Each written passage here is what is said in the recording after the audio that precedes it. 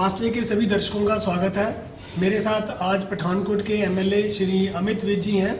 आइए अमित विज जी से जानते हैं कैसा रहा ये जो पिछले 2 महीने का सफ़र और क्या क्या मेहनत की हुई है। ये भी एक कोरोना वॉरियर ही कह सकते हैं हम इनको भी। इन्होंने बहुत मेहनत की है, बहुत योगदान है इनका पठानकोट के लिए। आइए इनसे जानते हैं कुछ कड़वे और कुछ मीठे कुछ अनुभव और कुछ हम कड़वी और मीठी बातें भी करेंगे इनके साथ। जी आपका स्वागत है। अमित जी, बहुत चर्चा में रहे आप इन दिनों। कोरोना के दौर में आपने बहुत मेहनत की, बहुत लोगों को कई सारे मैसेजेस भेजे और लोगों ने भी आपकी बहुत तारीफ़ की कि एक यंगस्टर्स होने के नाते कह लो और एक एमएलए तो हो ही आप, पर जितनी मेहनत आपने की शायद किसी और एमएलए ने की या नहीं की, पर पठानकोट के लोग, पठानकोट की जनता आपकी इस बात के लिए आभारी है। तो आप अपना इस जो 2 महीने का सफ़र है इसको शॉर्टकट में आप क्या बताना चाहेंगे जनता को? मैं बस यही सबको रिक्वेस्ट करना चाहूँगा जी कि हमारे यहाँ जो सीरियसनेस आई, जो मैंने भी काम शुरू किया वो 15 या 16 मार्च को शुरू किया था। तो मुझे लगता है कि जो हमारा पहले 60 दिन का सफ़र था वो बड़ा क्रिटिकल था, क्योंकि ये चीज़ किसी को भी नहीं मालूम थी, सबकी लर्निंग थी। कोई कह रहे थे कि गर्मी में वायरस ख़त्म हो जाएगा, कोई कह रहा था कुछ कह रहे थे, मगर मैंने देखा कि जो एक प्रैक्टिकल नॉलेज होती है, जब आप इन डेप्थ किसी चीज़ में जाते हो और बाकी चीज़ों से लर्न करके करते हो तो उसका बेनिफिट मिला। और मैं लोगों का थैंक्स करना चाहता हूँ कि समय समय पर जैसे जैसे क्राइसिस आया, लोगों ने एग्जैक्टली जिस तरीके से रिक्वेस्ट करी, लोगों ने माना, तो हम अपना वो टाइम निकाल पाए। अब लॉकडाउन खुले, लॉकडाउन खुलने पे भी हमारे पास 2 ही सोल्यूशन है जी, इसके और कोई नहीं है जब तक वैक्सीनेशन नहीं आती। एक कि हम सैंपल्स उठाते रहें और कोई भी केस आता है उसकी बारीकी में जाएं, कहाँ से आया, क्यों आया, कितने लोगों को अफेक्ट कर सकता है, आगे कितनों को स्प्रेड कर सकता है, फिर उनके सैंपल उठाएं। वो मैं पर्सनली देख रहा हूँ, एसएमओ साहब पर्सनली देख रहे हैं, डीसी साहब पर्सनली देख रहे हैं, पूरी एडमिनिस्ट्रेशन देख रही है। फिर दूसरा, लोग इसको फिर हम लोगों को बताएं। जैसे आपने देखा अंदरून बाजार में आया तो प्रोएक्टिव होकर हमने इमीडिएटली सैंपल्स उठा लिए जी। सैंपल उठाने का ये बेनिफिट हुआ कि हमें आइडिया लग गया, क्योंकि हमें लिंक पता चल गया था कि यहाँ से स्प्रेड हुआ है और इसका स्प्रेड बढ़ा है। तो हमने वो एरिया अब कंटेन कर दिया, क्योंकि गवर्नमेंट की पॉलिसीज प्रोसीजर्स हम स्ट्रिक्टली फॉलो कर रहे हैं। वो एरिया कंटेन कर दिया और बफर जोन कर दिया। सिमिलर चीज़ मेरे को डाउट हुआ, एडमिनिस्ट्रेशन को डाउट हुआ कि मंडी में भी ऐसी प्रॉब्लम आएगी, क्योंकि मीरपुर और भरतनगर में प्रॉब्लम आई थी, मगर वहाँ 95-96 सैंपल लिए, उसमें से 2 पॉजिटिव आए। मगर फिर भी हमने अड़ती, अभी वहाँ फड़ी वाले नहीं बैठ रहे, तो डमटाल का आया।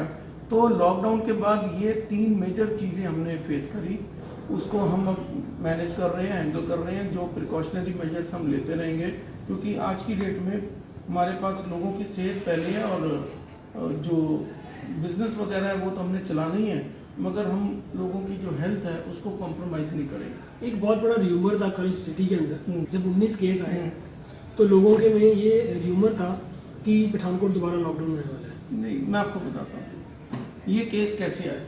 मैं ना टेस्ट कराता, हम एडमिनिस्ट्रेशन मिलके ये टेस्ट ना कराते, पता ही नहीं चलना था जी, ये स्प्रेड हो जाता। देखो, ये जैसे सीएम साहब ने कहा, कैप्टन साहब ने एक फतेह का, उन्होंने आपको देखा होगा वीडियो, कि इसमें से जीत कर निकलना है। आप जीतोगे कैसे? जीतोगे तभी जब आपको एग्जैक्टली पता चलेगा कि एनिमी किधर है। कबूतर नहीं बनना हमें कि हम आंखें बंद करके बैठ जाए और बिल्ली आके खा जाए। तो जीतोगे कैसे? जब आप एग्जैक्टली देखोगे एनिमी किधर है, उसके लिए आपको उसकी इंफॉर्मेशन, उसका पता होना चाहिए, और ये क्यूरेबल चीज़ है। मगर वरिसम कहाँ है? जहाँ ये लोग चीज़ ज़्यादा फैल जाए वहाँ फिर ये रुकती नहीं है। जो दिल्ली का हॉल हो रखा है, उस स्टेज पे हम ना पहुँचे, तो इसके लिए ये प्रिकॉशंस हैं।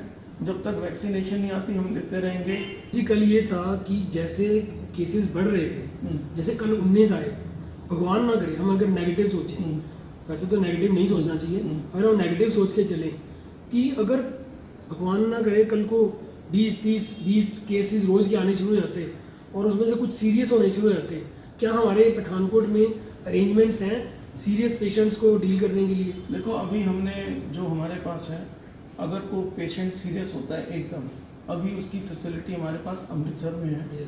और यहाँ प्राइवेट डॉक्टर्स हैं, अगर बहुत सीरियस हो तो हम उनको देख सकते हैं। मगर क्या प्राइवेट डॉक्टर्स का सहयोग मिलेगा? आप सोचते हो मिलेगा? उनके साथ हम इन टच हैं, डी साहब भी उनके साथ इन टच हैं, उनका सहयोग मिलेगा।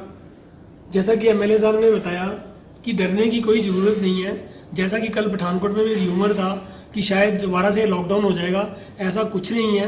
किसी र्यूमर्स के बीच में ना हमने एरिया कंटेन किया, जहां जरूरत पड़ेगी उसको कंटेन किया जाएगा, परंतु ऐसे घबराने की कोई बात नहीं है। आराम से आप ज़िंदगी व्यतीत करिए, सोशल डिस्टेंसिंग मेंटेन करिए, मास्क का प्रयोग करिए और सैनिटाइजर अपनी जेब में रखिए, तो कुछ भी होने वाला नहीं है। ऐसी टेंशन की कोई बात नहीं है। और 19 जो केस आए हैं वो प्रोएक्टिवली असिम्प्टोमेटिक केस आए हैं। हमने खुद सैंपल लिया क्योंकि मेरे को लगा कि लेबर इतनी है। मैं आपको एक हरिनगर का केस बताता हूँ, टचवुड सारे लोग वहाँ ठीक हो गए, है ना। छोटा घर है, वहाँ तो फैलने का बहुत ज़्यादा चांसेस है। मैं खुद गया था वहाँ, फिर सैनिटाइज कराया। छोटा घर है, 9 लोग रहते हैं, 8 पॉजिटिव आ गए, मीन्स छोटा था, डिस्टेंस स्पेस कम था तो सबको हो गया। इधर भी यही था, लेबर थी। अगर 2 लेबर को हो गया, 1 लेबर को एकदम हो गया सिम्टोमेटिक, तीनों सिम्टोमेटिक है, तो मैं कैसे चांस, या डीसी साहब या एसएमओ साहब कैसे हम चांस ले लें कि हम ये मान के ही ना चलें कि अगर वो बेशक असिम्टोमेटिक उनको हो नहीं सकता। तो हमने जितनी लेबर कंजस्टेड एरिया में रहती थी सैंपल्स ले लिए और ये सामने है। हाँ, नहीं लेते तो निकल जाता, ये स्प्रेड हो जाता। एटलीस्ट अब वो 14 दिन अपने उस एरिया में रहेंगे। 14 दिन में चीज़ें जो भी सिम्टम आपको, जैसे मैंने कहा 10 दिन बाद तो ये वैसे ही फैलता नहीं है, आपकी वो वायरस ही खत्म हो जाता है। वो आगे उसको जो आईसीएमआर की स्टडी है वो आगे फैलाता नहीं है। तो वो जो ब्रेक करना है एक 10 दिन वाला, प्लस ये जो 5th to 8th डे वाला, जब वायरल लोड बहुत ज़्यादा होगा। और हमारी किस्मत अच्छी है जी, हमने परमात्मा ने हमसे सैंपल करवा दिए, हमारी किस्मत अच्छी हो सकता है इनका वायरल लोड कल शुरू होता, परसों। अगर ये शहर में घूम लेते तो हमारे लिए तो दिक्कत हो जाती। तो ये प्रोएक्टिव अप्रोच हमें रखनी पड़ेगी। तो घबराएं ना। एक बार बताइए कि इसका मतलब लोगों को थोड़ा सा भी डाउट है तो अपने आप टेस्टिंग के लिए जाना चाहिए, डॉक्टर को कंसल्ट करें, आप आशा वर्कर को कंसल्ट करें। अगर आप सिविल हॉस्पिटल के सेटअप में हैं, आप प्राइवेट डॉक्टर को कंसल्ट करें। अगर कोई पेशेंट अगर कोई पेशेंट सिविल हॉस्पिटल जाता है कि मुझे शक है कि मेरे को कोरोना पॉजिटिव, सिविल हॉस्पिटल में आपको क्या कह रहा हूँ, सिविल हॉस्पिटल में हमने गाइडलाइन बनाई है। हमारे यहाँ जो जितने भी लोग ओपीडी में आ रहे हैं, हम वॉलंटरली सबका सैंपल ले रहे हैं। हमारे रोज के 200-250 सैंपल हैं। हमारे पहले सीएचसी में नहीं था, गरोटा, नरोड़, जयमल सिंह, बदानी, सुजानपुर में सैंपल नहीं उठ रहे थे, सारे सिविल हॉस्पिटल में उठ रहे थे। पिछले 10 दिन से हमने डिसीजन लिया, अब वहाँ से भी हम सैंपल उठा रहे हैं, क्योंकि पहले गांव से थे, अब लोग गांव के लोग शहर में आ रहे हैं, अपना काम करने जा रहे हैं, बच्चे जा रहे हैं, तो गांव के सैंपल उठाने बहुत ज़रूरी है। तो ये सैंपलिंग इज़ वेरी इंपॉर्टेंट। मैं लोगों को ही रिक्वेस्ट करूँगा, आप नंबर से मत घबराएं। 10 दिन में ठीक होकर सारे लोग आ जाएंगे।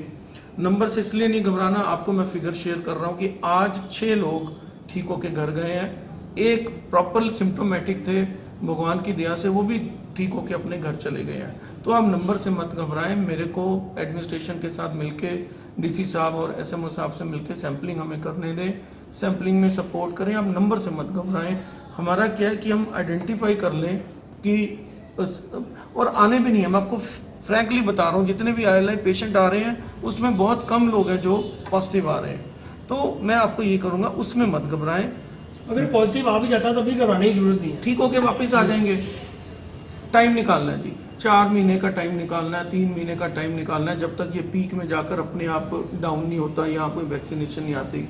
उसमें अगर 2-3 एरिया पठानकोट के 14 दिन के लिए कंटेन हो भी जाते हैं, अगर कुछ दुकानें 10-12 दिन के लिए बंद हो भी जाती हैं, तो मैं सबको, हम तो करेंगे जी, क्योंकि लोगों को बचाना ये तो मेरा, लोग भी, दुकानदार भी आपका साथ, मैं जी ऐसा जी दे रहे हैं साथ में, उनका थैंक्स करता हूँ। मैं एक चीज़ आपको बताऊँ जी, जो हमारी गाइडलाइंस है, जो हमारी प्रोसीजर्स है, आज मैं सपोज करो सैंपल ले रहे हैं, हम एडमिनिस्ट्रेशन सैंपल ले रही है, अब पता है कि यहाँ 11 केस आ गए, उसके बाद हम कंटेन ना करें तो हम तो फिर बेवकूफ़ है ना जी, फिर तो हम लोगों की लाइफ के साथ खेल रहे हैं। और किसको बचा रहे हैं? जो वहाँ दुकानदार हैं उन्हीं के लिए कर रहे हैं। उनके घरों में जो उनके ओल्ड एज पेरेंट्स हैं, किसी को कोमोबिडिटी है, 10 साल के छोटे बच्चे हैं जी, हम तो उनके लिए कर रहे हैं। क्योंकि जो यंग है उसने तो टचवुड ठीक हो जाना है अगर उसको सिम्टम नहीं आता। और एक और चीज़ मैं लोगों को बताना चाह रहा हूँ जो पिछली हमारी 20 दिन की स्टडी है जी, अब एक केस में हमारी डेथ हुई है। इवन अगर कोमोबिडिटी नहीं है और कोई यंग भी हैं और अगर वो अपना बुखार छुपा रहे हैं, 10-12 दिन बुखार में रह रहे हैं और बता नहीं रहे, काइंडली वो ना करें। उनको भी मेजर प्रॉब्लम हो रही है, क्योंकि एक बार लंग्स में कंजेशन हो जाती है, रेस्पिरेटरी इशू हो जाता है, तो उसको इमीडिएटली सिर्फ ऑक्सीजन देकर ही बचाया जा सकता है। और वो ऑक्सीजन कितनी सक्सेसफुली दे पाते हैं डॉक्टर्स और उनकी बॉडी में कितना कैपेसिटी है उस ऑक्सीजन को लेने की, वो कोई कुछ नहीं कह सकता। तो यंगस्टर्स को भी मैं रिक्वेस्ट करूंगा कि बुखार हो रोज चेक करो जी। बुखार चेक करते कितना टाइम लगता है। हमने जितने भी ऑफिस हैं डॉक्टर्स को, मैं सैलून वालों को रिक्वेस्ट कर रहा हूँ, सबको रिक्वेस्ट कर रहा हूँ कि आपकी दुकान में कोई आता है जी, एक नॉर्मल प्रोसीजर बना लो। सुबह उठते ही बुखार चेक करना है, दिन में 4 बार बुखार चेक करते रहो, कोई फर्क नहीं पड़ता। और जहाँ आपको लगता है टेम्परेचर है, प्लीज कंसल्ट योर डॉक्टर, चाहे सिविल हॉस्पिटल चाहे प्राइवेट। मैं बार बार इसलिए बोल रहा हूँ जी कि बोल बोल के कई बार ना लोग समझ जाते हैं और बात दिमाग में नहीं, बहुत लोग घुस समझ जाती रहे है। हैं तो नहीं, क्योंकि मैं कर रहा हूँ ना जी। यस, हमारा जी 3500 सैंपल्स का एक्सपीरियंस है, आज 260 सैंपल और आएंगे। हमारा अभी तक 65 पेशेंट, हम एक तो होता है ना फिगर होता है जी दुनिया का, 65 प्लस 6 हम 65 प्लस 6 71 पेशेंट्स हम ट्रीट करके घर भिजवा चुके हैं। हर टाइप के लोगों को हमने फेस कर चुके हैं हमारा सेटअप। तो हम एक्सपीरियंस से बोल रहे हैं कौन से लोग आ रहे हैं कौन से नहीं आ रहे हैं। तो मैं सबको यही रिक्वेस्ट करूंगा कि सोशल डिस्टेंस, मास्क, हाथ धोना, जैसे हम बैठे हैं दूर बैठे, मैंने ये बोतल साथ रखी है, कोई साबुन रख सकते हैं, साबुन मुंह पे हाथ लगाने से पहले इसका प्लीज़, ये बेशक सैनिटाइजर मत लो, आप मुंह पे मत हाथ लगाओ, इससे भी बेटर है साबुन। यस, मैं अभी जाकर पूरा साबुन से हाथ धोऊंगा। तो आप ये काम करते रहें। जो भी शॉप ओनर्स हैं, मैं रिक्वेस्ट करता हूँ जी कि आपके शॉप्स के अंदर अगर वायलेशन होती है सोशल डिस्टेंस की, प्लीज़, जिम्मेदार जिम्मेदार नहीं हम जी 2000 रुपये की चालान काट देंगे। वही जिम्मेदार है ना, वो जिम्मेदार है। मैं और डीसी साहब और एसएसपी साहब, मैं बड़ा क्लियर कह रहा हूँ जी, इस समय अगर किसी को चालान काटना है तो सबसे ज़्यादा दर्द हमें होता है जी, क्योंकि हमें पता है बिजनेस ही नहीं है। मगर आप 1 बार 2 बार 3 बार अगर पता चल रहा है कि लोगों की लाइफ के साथ खिलवाड़ हो रहा है, क्योंकि सोशल डिस्टेंस जहाँ मेंटेन नहीं होता, भगवान ना करे वहाँ एक बंदा कोई वायरस वाला आ गया, सबको बांट के चला जाएगा। अगर डिस्टेंस पे है तो नहीं बांट के जाएगा साहब। तो मैं रिक्वेस्ट करूँगा दुकान वालों को, स्पेशली सैलून वालों को, कि प्लीज़ इस चीज़ों का परहेज करें। 3 महीने लाइफ में कुछ नहीं होते जी, 3-4 महीने है खुराना साहब, तो 3-4 महीने अगर हम निकाल लें तो हम इस चीज़ से निकल जाएंगे। और अभी हम हमारे कम्युनिटी स्प्रेड नहीं है, रोक चुके हैं। कम्युनिटी स्प्रेड तब होगा अगर हम सैंपल ना उठाएं, जैसे कल अंदरून बाजार किया। अगर हम प्रोएक्टिव होकर ये काम ना करें फिर कम्युनिटी स्प्रेड होगा, और उसको हम आपको श्योर करते हैं, आप साथ दे रहे हो, सैंपल हम उठाए जाएंगे। हम जब तक वैक्सीनेशन नहीं आती कम्युनिटी स्प्रेड नहीं होनी है।